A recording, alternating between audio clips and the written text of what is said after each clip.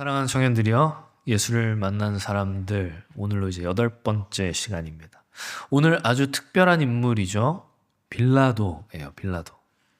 아마 여러분 짧거나 길게 신앙생활을 하는 동안 빌라도가 메인으로 나오는 설교는 거의 못 들어봤을 거라 생각해요. 저도 못 들어본 것 같아요.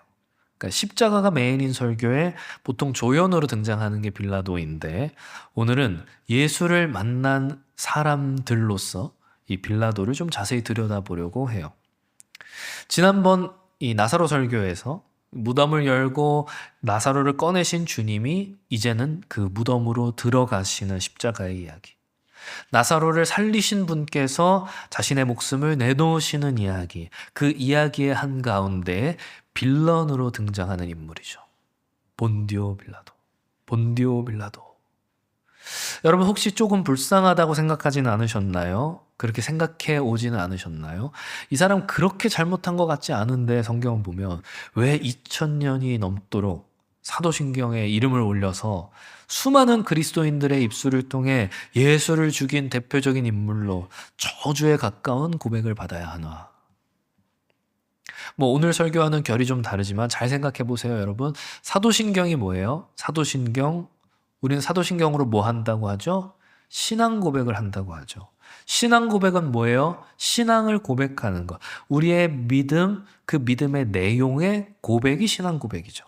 근데 여기 이런 내용이 나온단 말이에요. 뭐라고?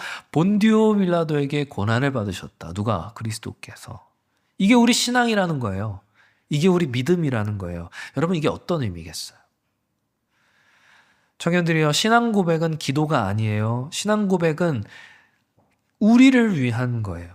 우리가 믿는 내용이 무엇인지, 우리가 믿는 그 믿음의 가치가 무엇인지, 우리가 그것을 고백하는 가운데 스스로 확인하며 우리의 믿음을 더 굳게 하는데 그 목적이 있단 말이죠. 그러니까 우리가 예배 시간에 신앙 고백을 하는 것이죠. 그런데 여기에서 우리가 본디오 빌라도에게 고난을 받으신 그리스도를 우리가 고백한다는 것은 우리가 믿는 예수의 십자가가 허구나 상상 혹은 전설과 같은 이야기가 아니라 진짜 역사적 사실이라는 걸 의미하는 거예요. 그러니까 이 신앙 고백을 통해서 본디오 빌라도를 저주하자, 그 의미가 아니라 본디오 빌라도라고 하는 역사상 실존했던 그 실존 인물을 통하여서 예수의 십자가 사건이 역사적 사실이라고 하는 것을 우리는 매 사도신경의 고백 때마다 확인하고 또 확신하는 것이죠. 물론 그렇다 그래서 본디오 빌라도가 무죄하다거나 억울하다거나 그런 건 아니에요. 그래서 오늘 성경이 보여주는 것은 수많은 사람들이, 우리 지금껏 예수를 만난 사람들 시리즈를 봐오면서 수많은 사람들이 예수를 만나고 또 그로 인하여서 변화를 경험했지만 말씀을 듣고도, 진리를 듣고도 변하지 않는 경우가 있다라는 거예요. 그건 이 빌라도의 문제가 아니라 이 진리에 속한다라고 하는 게 결국 중요하다는 걸 오늘 본문은 보여주는 것이죠. 같이 살펴보죠. 빌라도의 첫 질문이 뭐였어요? 33절 보니까 내가 유대인의 왕이냐?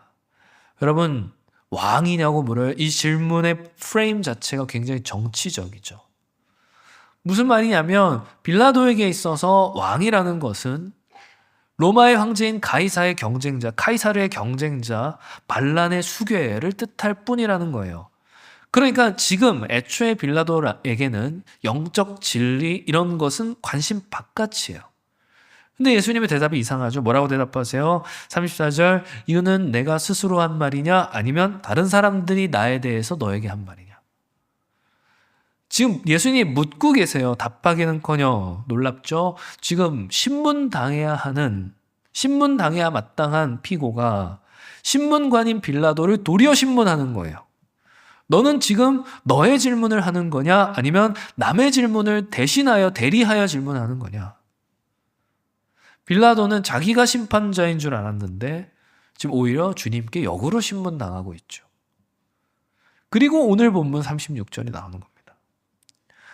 이 절을 보면 여러분 굉장히 이상한 게 있어요. 내 나라는 이 세상에 속한 것이 아니다. 이 말이 반복되어 있어요. 2번이나 나오게 있어요. 그런데 한 문장의 맨 앞과 맨 끝에서 주님의 말을 감싸고 있어요. 이 말은 무슨 말이에요? 요한이 우리에게 뭔가를 강조하고 싶은 것이죠. 주님의 말씀을 통해서 우리로 하여금 뭔가 좀 눈여겨보라는 거예요. 이걸 놓치지 말아야 한다. 이걸 눈여겨봐야 한다. 그게 뭐예요? 그 단어가 뭐예요? 잘 들으세요. 오늘 설교의 제일 중요한 부분이에요. 내 나라는 이 세상에 속한 것이 아니다. 여기서 이 속하다라고 번역된 이 단어가 어디엔가에 소속되어 있다라거나 어디 안에 들어있다 이런 의미가 아니라는 거예요. 여기서 속하다라고 하는 단어는 무슨 뜻이냐면 어디에서부터 나왔다. 어디로부터 나왔다 이런 뜻이에요. 그러니까 무슨 말인지 알겠어요? 소속이 아니라 출신을 의미한다는 거예요. 그러니까 직역하자면 내 나라는 이 세상에서부터 나온 것이 아니다. 그러니까 지금 이것은 주님의 나라는 그러니까 하늘나라는 땅이 없다라는 어떤 이런 공간적인 의미를 이야기하는 것이 아니라 근원이 다르다, 출신이 다르다, 나의 나라는 이 세상과 아예 다르다. 그 얘기를 하고 싶은 거예요. 아예 원리가 다르다는 거예요. 그래서 다시 36절을 보면 내 나라는 이 세상에 속한 것이 아니다 라고 하는 이 말씀 사이에 뭐라고 되어 있는 거예요. 만약 이 내 나라가 이 세상에 속한 거라면, 다시 말해서 내 나라가 이 세상에서부터 나온 거라면, 쉽게 말하면 이런 거죠. 빌라도에게 상상해봐 그런 거예요. 내 나라가 정말 이 세상 이 땅의 논리로 돌아가는 나라였다면 어떨 것 같아? 내 종들이 일어나서 칼로 막 나서 싸웠겠지. 로마 군대처럼 반란을 일으키든 했겠지. 그런데 안 싸우잖아요. 왜요? 주님의 나라는 칼로 세워지는 나라가 아니기 때문에. 빌라도의 세계에서는, 로마에서는 왕이 위협받으면 어떻게 해요? 군대가 나서지요. 신하들이 나서지요. 그런데 주님의 나라는 어떤 거예요? 그 누구도 왕의 권위를 탐할 수가 없어요. 그러니까 왕이 스스로 나서시는 거예요. 스스로 자기를 넘겨주시는 거예요. 세상의 원리와 완전히 다른 것이죠. 원리 자체가 다른 거예요. 주님의 이 말씀을 들은 빌라도가 어땠겠어요? 아, 그렇군요. 당신의 나라는 그렇군요. 그랬겠어요? 아니죠. 답답했겠죠. 지금 무슨 말 하는 거야? 자기가 이해할 수 있는 카테고리에 이 사람이 안 들어가는 거예요. 이 세상에서부터 나온 게 아니라. 그러면 어디서 나온 거야? 빌라도에게 있어서 힘, 권력이라는 뭐예요? 세상에서부터 나오는 거예요. 군대를 얼마나 많이 갖고 있느냐? 황제가 그걸 결제 도장을 찍었냐 안 찍었느냐? 내가 십자가에 못 박을 권한을 갖고 있느냐 아니냐? 이게 권력이죠. 이게 힘이죠. 세상으로부터 나온 거. 세상에 속하지 않은 왕권이라고 하는 것은, 세상에 속하지 않은 권한이라고 하는 것은 빌라도의 머리에서 상상할 수가 없는 말이라는 거예요. 그러니까 저 뒤에 가보면 이런 말을 하는 거죠. 빌라도가 내가 말하지 않았냐? 내가 너를 놓을 권한도 있고 내가 너를 십자가에 못 박을 권한도 있는 줄 너희가 알지 못하냐? 야, 너 몰라? 나 너 죽일 수도 있고 살릴 수도 있어. 그 권한이 나한테 있어. 빌라도 이렇게 말하는 거예요. 우주의 주인이신, 우주의 왕이신 주님 앞에서 지금 힘자랑을 하는 것이죠. 주님 거기다 뭐라고 답하세요? 대답하시되 위에서 주지 아니하셨더라면 나를 해할 권한이 없었을 것이다. 위에서 주지 않았으면 너한테는 그 권한 없었어. 세상에서부터 나온 것 같지? 너 그거 가이사가 준 것 같지? 아니, 그거 위에서부터 내려온 권한이야. 자, 여기서 우리는 예수를 만난 사람들, 그 맨 처음 만났던 사람을 생각해 볼 필요가 있어요. 첫 번째 사람 누구였죠? 혹시 기억나시나요? 니고데모. 니고데모에게 우리 주님 뭐라고 말씀하셨어요? 진실로 진실로 내게 이르노니 사람이 거듭나지 아니하면 하나님 나라를 볼 수 없다. 사람이 거듭나지 않으면 하나님 나라를 볼 수 없어. 그리고 여기서 말하는 이 거듭남이라고 하는 단어가 위에서라고 하는 단어와 같은 단어예요. 그러니까 직역하면 거듭난다는 것은 두 번 태어난다는 게 아니라 위에서부터 태어난다. 그 의미예요. 그러니까 무슨 말이냐면 빌라도가 자랑하는 자기의 권세, 가이사에게서부터 부여받은 것 같은 자신의 권한, 위로부터 난 거예요. 우리 주님이 니고데모에게 말씀하신 것처럼 하나님 나라를 보는 것도 위로부터 나야 가능한 거예요. 거듭남 그 위로부터 나는 거예요.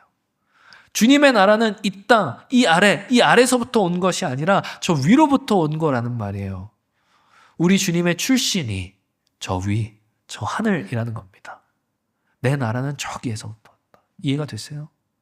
그러니까 지금 빌라도는 지금 신문관의 자리에서 주님을 만나긴 했지만 예수를 만난 사람들 중에서 유일하게 자신의 필요와 관계없이 다른 사람에게 등 떠밀려서 예수를 만난 사람이지만, 만나고 싶지 않았지만 사실 빌라도도 필요하다는 거예요. 뭐가? 위로부터 나는 것이 필요하다는 거예요. 그래서 8절 말하죠. 빌라도가 이 말을 듣고 더욱 두려워했다. 그러니까 주님을 두려워했다라는 겁니다. 예수를 신문하고 있는데 자기가 두려워해요. 신문하는 신문관이 피고를 두려워하는 거예요. 왜 두려워해요? 자신의 소속 때문인 거죠. 어디에 속해 있으니까. 나는 땅에 속해 있으니까. 그러니까 위로부터 난 자인 주님을 두려운 겁니다. 그래서 이 재판은 엄밀히 따지면 예수님을 신문하는 자리가 아니에요. 사실 빌라도가 신문당하고 있는 거예요. 두 세계가 부딪히고 있는 거예요. 서로 속함이 다른 두 존재가 마주 서 있는 것이죠. 그리고 이 지점에서 주님께서는 이 속함의 증거를 이렇게 말씀하시는 거예요. 37절. 빌라도가 이르되 그럼 네가 왕이 아니냐? 예수께서 대답하시되 내가 왕이다. 내 그 출신이 어디? 저 하늘이 출신은 왕이다. 근데 이 땅에 왜 오셨다 그래요? 내가 이를 위하여 세상에 왔나니 곧 진리에 대하여 증언하려 함이로라. 이 땅에 온 목적이 뭐라는 거예요? 진리에 대하여 증언하기 위함이다. 그래서 마지막 문장, 진리에 속한 자는 내 음성을 듣는다. 이 말씀이 나오는 것이죠. 아까 속한다는 게 뭐라 그랬어요? 어디 소속이냐? 그 말이 아니라 그랬죠. 어디로부터 왔느냐? 거기서부터 온 자, 혹은 거기서부터 난 자, 그걸 의미한다 그랬죠. 그러니까 진리에 속한 자라는 것은 진리 안에 잘 들어가 있는 사람이 아니라 진리로부터 존재하는 자라는 의미인 거예요. 출신이 진리인 자, 태생이 거기인 자, 진리를 아는 자가 아닌 것이죠. 그리고 이 말씀 우리 주님 처음 하신 게 아니었어요. 요한복음 8장에서도 이 말씀하셨어요. 하나님께 속한 자는 하나님의 말씀을 듣나니. 이 말을 다시 바꿔보면 뭐예요? 속하다는 게 뭐라 그랬어요? 거기로부터 나는 거라 그랬죠. 하나님께로부터 난 자는 하나님의 말씀을 듣는다. 하나님으로부터 온 주님께서 하시는 그 말씀을 듣는다. 그 말인 거죠. 아, 그러면 여러분 이제 이해되시죠? 왜 예수를 믿는 것이 생명인지, 왜 예수의 말씀을 믿는 것이 그분을 믿는 것인지. 왜? 그 말씀을 듣는다는 것은 우리가 하나님께 속했다는 것을 증명하는 것이기 때문이죠. 내가 진리로부터 났다. 그것을 증명하는 게 진리의 귀를 기울이는 거예요. 아시겠어요? 요한에게 있어서 듣는 능력이란 어디에 속했는지를 의미하는 거예요. 내가 어디에 속해 있느냐가 내가 무엇을 들을 수 있느냐를 결정하는 것이죠.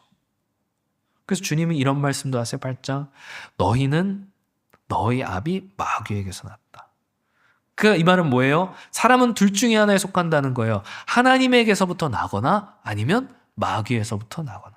중간은 없어요. 반반도 없어요. 지금 이게 빌라도 재판의 핵심이에요. 보이지 않는 배경은 이거예요.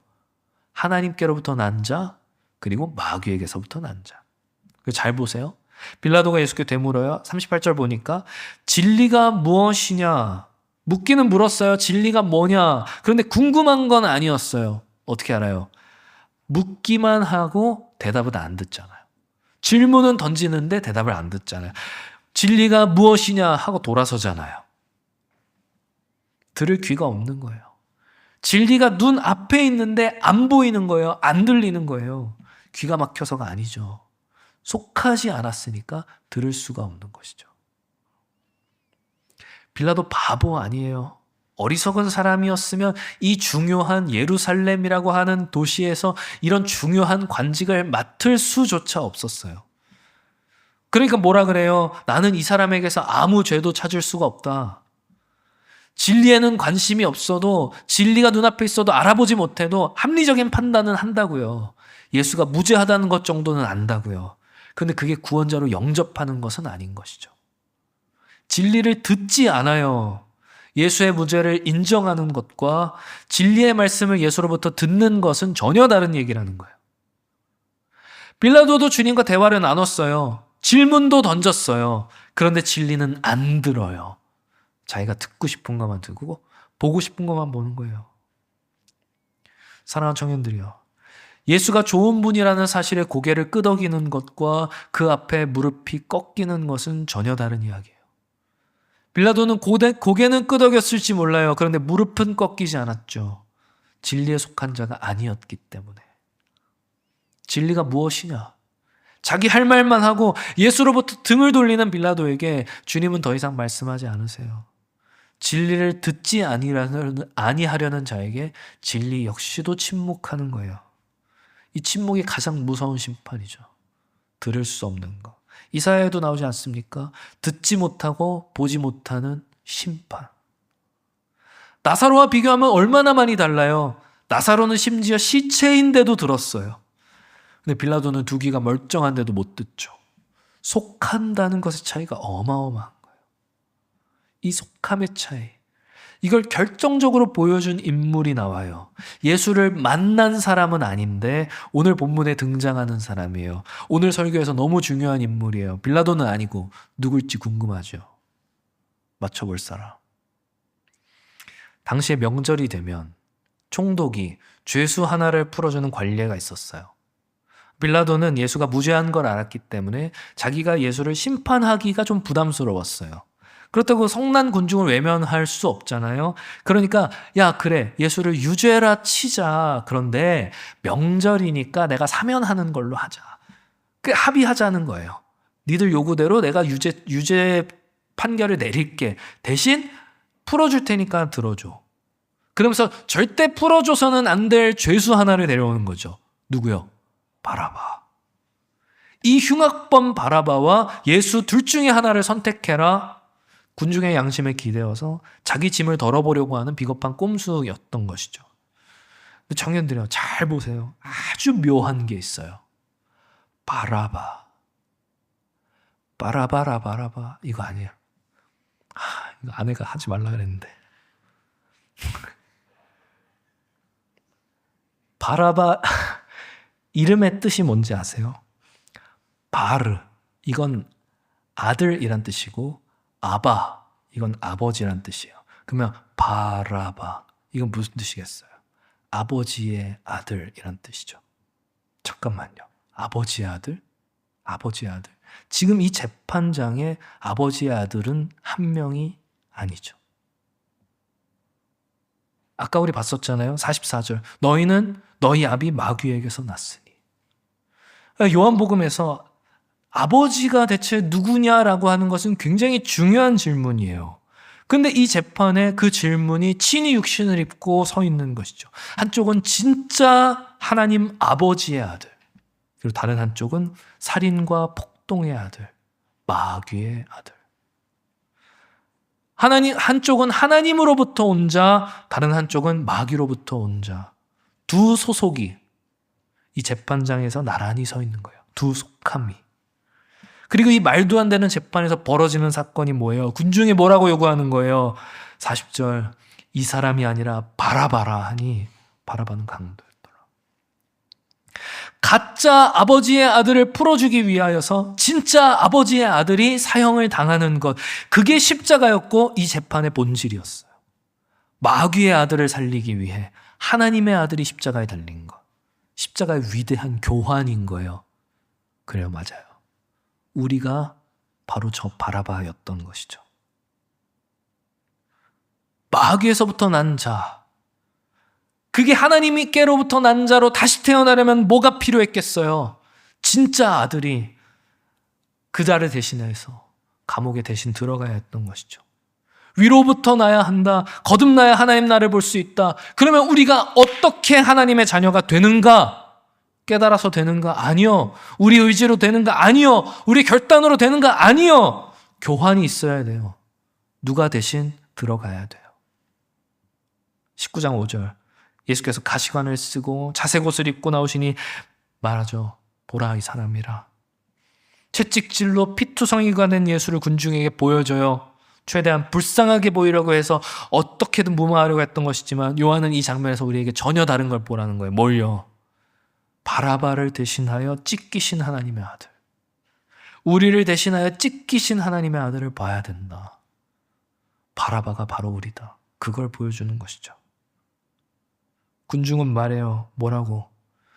예수를 놓으려고 힘썼으나 유대인들이 소리질러 이르되 이 사람을 놓으면 가이사의 충신이 아니다. 예수를 놓아주면 가이사의 충신이 아닙니다. 이렇게 말하는 거예요. 가이사가 뭔데요? 빌라도에게 있어서 가이사는 그냥 높은 상관이 아니죠. 빌라도가 속해 있는 세상의 전부이죠. 이 세상에서 추방되는 게 죽음보다 무서운 거예요. 지금 빌라도가 그 두 세계 앞에 있는 거예요. 진리의 세계와 가이사의 세계.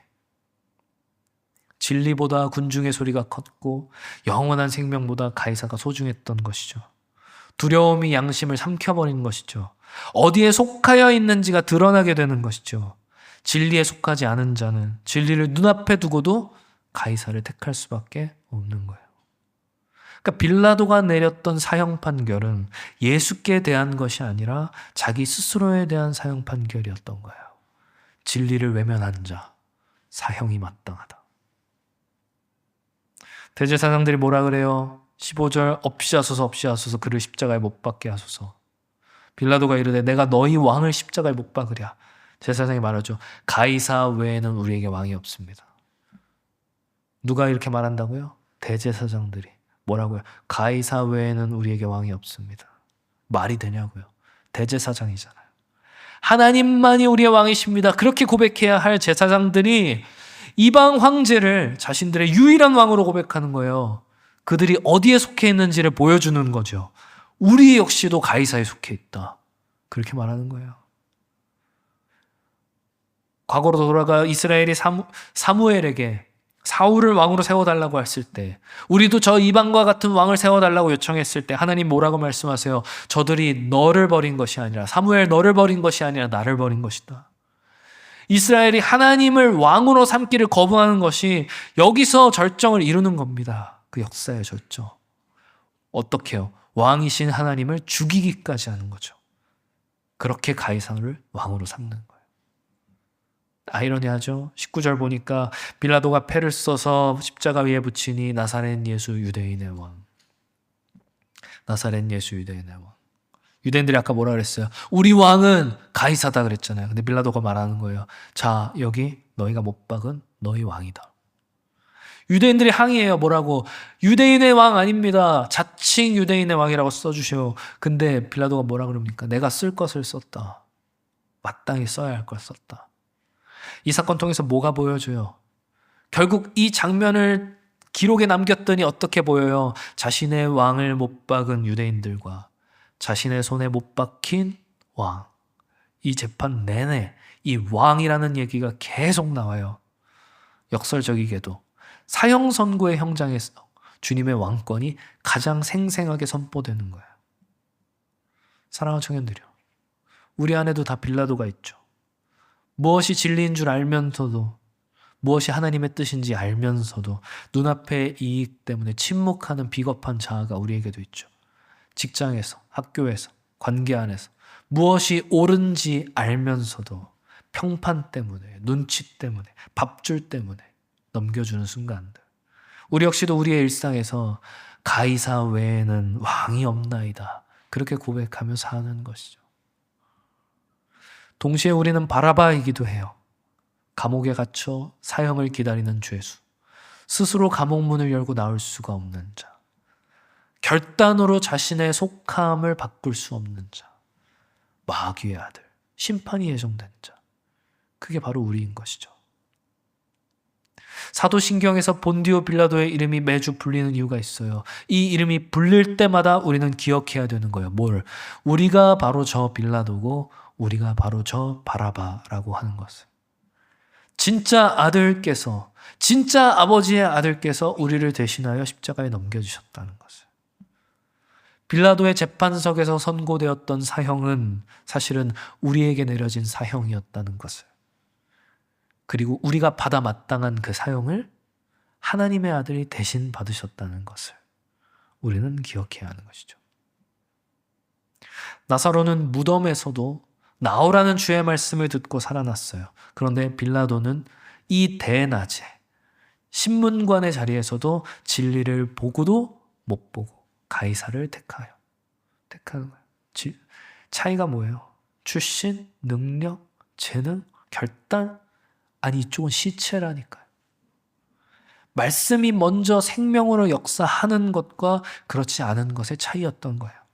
빌라도는 끝내 듣지 못해요. 그런데 우리에게 이 들을 수 있는 능력이 주어졌다는 것, 이 생명이 주어졌다는 것, 이건 어마어마한 거예요. 어떻게 가능해요? 바라바가 나오고 주님께서 들어가신 그 교환으로 말미암아 가능한 것이죠. 우리는 감옥 안에서 두드릴 힘도 없었어요. 밖에서 누군가가 문을 열어줘야만 했어요. 그분이 그 문을 열어주신 방법이 십자가였던 거예요.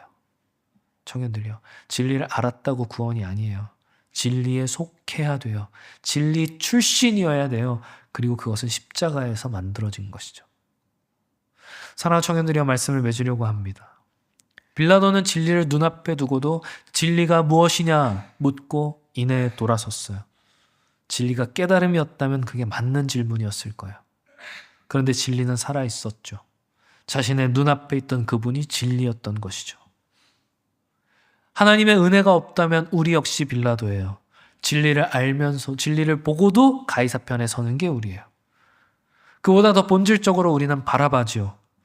감옥에 갇혀 사형을 기다리던 마귀를 아버지로 둔 아들. 근데 어느 날 감옥문이 열려요. 야, 너 나가. 왜요? 저 사형인데요. 아니야, 다른 사람이 네 자리에 대신 들어갔어. 이 말도 안 되는 기적이 일어났다는 겁니다. 우리가 진리를 눈앞에 두고도 돌아서는 것이 아니라 우리가 이 예배의 자리에 이렇게 꾸역꾸역 나올 수 있는 것은 우리의 대단함 때문이 아니라 바라바의 감옥에 대신 들어간 하나님의 아들이 있었기 때문이라는 거예요. 그 아들의 피로 우리의 소속이 바뀌었다는 거예요. 마귀에게서 난 자가 하나님에게서 난 자가 된 것이죠. 그래서 오늘은 우리는 오늘도 진리에 속한 자로 그 진리의 음성을 듣고 그렇게 살아갈 수 있는 거고요. 사랑하는 청년들이여, 부디 바라옵기는 세상이 우리에게 진리가 무엇이냐 말하며 냉소하여도, 우리 눈에 보기에 세상의 그 가이사의 권세가 거대해 보여도 우리가 어디에 속해 있는지를, 누가 우리를 감옥에서 꺼내어 주었는지를 잊지 않고 기억하며 이번 한 주도 살아가는 그런 주의 청년들 다 되시기를 주님의 이름으로 축원합니다.